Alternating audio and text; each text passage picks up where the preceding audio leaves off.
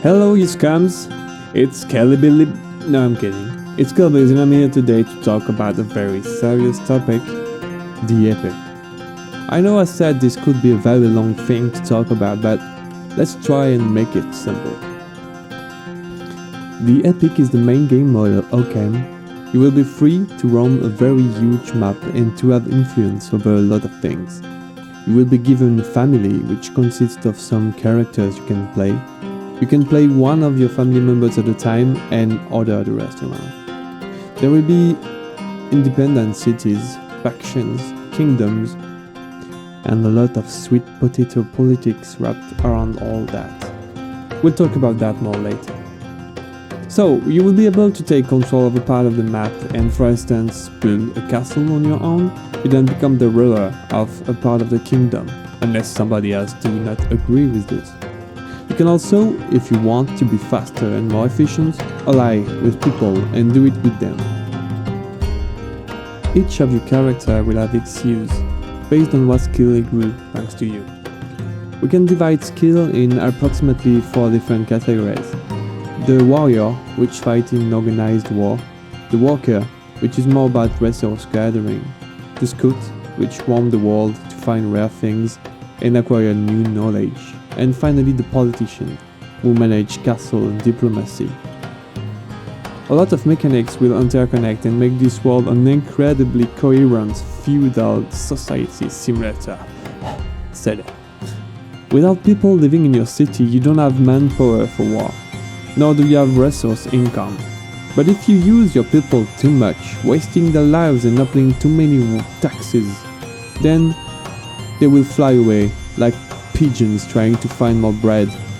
You will have to grow your commerce, find new knowledge, fight in battles, and make your family strong. So, if we are to summarize, this is almost a survival game, because even if you don't need food, nor drinks, nor anything to actually play and survive the day, you will be roaming inside the persistent world map to find what you need, items or information, and you won't avoid a fight or two. This is almost a strategy game, because even if you don't get to control every unit, nor do you have a particular control of a resource flow, you can definitely act on it indirectly and order your troops around the map to help the kingdom war effort.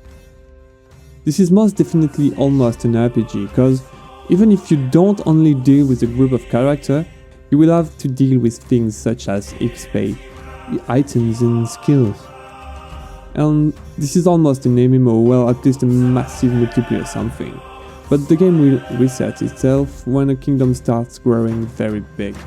This lets you the chance to hop on a server and to actually accomplish something. This is almost a combat game, because even if you don't use combos, the combat system is awesome.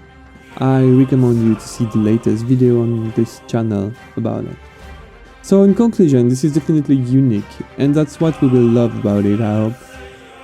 I think we could talk for hours about the game, so I'm just going to give you a very large idea based on all the documents and video devs have given us. Please note that this information might not be up to date, but the idea here is to give you the developer's vision. Everything else is details. Shiny ones there. But enough with the ass licking. Mostly because I'm not paid by the Donkey Crew. So, to the fact. Let's start with the goal of the game as stated by the dev team. First one, having a game in which everybody can have a role, not just faction leaders. Second one, have a round-based game to support meaningful battles, meaning armies will move on a separated layer than actual people and will react as in a turn-based strategy game. The map will be cut in little hexagons your faction can hold. Your faction belongs inside the kingdom has a ruler, and this little fucker can ask for your troops, as I said.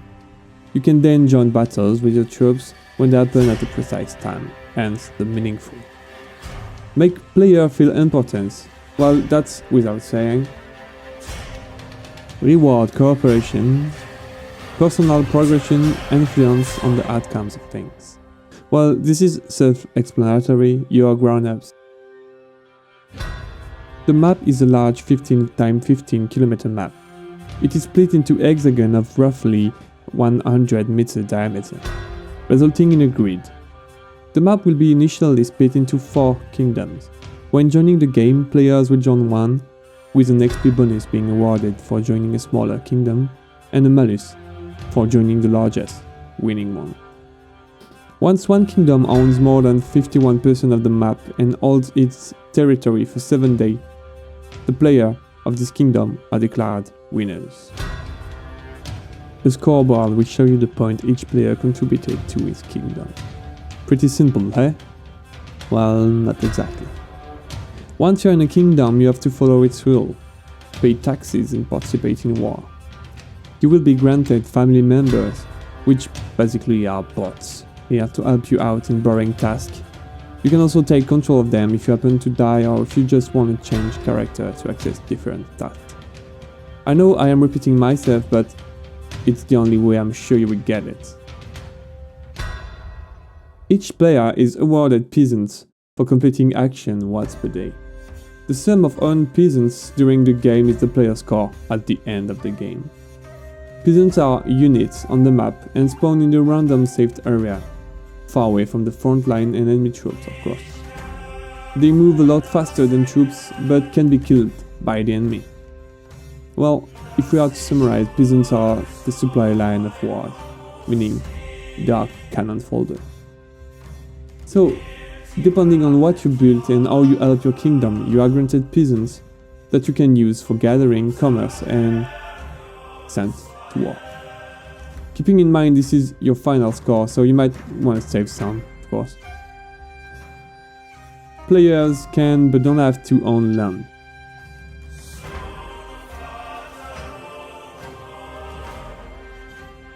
And that's for the information I have so far. I will, no promise here, try and have some question answered if you dare ask them to me, but I think you have some shit to process here. Well, as for my feeling, I think they have made choices that are not easy to make. They won't go for the easy to make survival genre, nor for classic MMO style. It's like they are trying to put everything we dreamt of together. The possibility to be a part in meaningful kingdom war and an active political life, with all the potential drama online's game offer. Considering the size of things, you will even get the chance to reign over a city full of people, if you're good enough. The positive thing with family members are that you don't have to do the silly tasks such as gathering, building or selling things. You can order your people around and have time to understand the layerings of things. Local as well as in and out kingdom politics, resource market training and even fighting wars. Okay, you're gonna ask, when will we get the chance to play this wonderful masterpiece? Well, the answer is quite simple. Devs have set a precise roadmap you can see now. Ta-da! They are first aiming at a good and stable combat system for early access coming the 25th of August. Then they will add features such as a kingdom overview.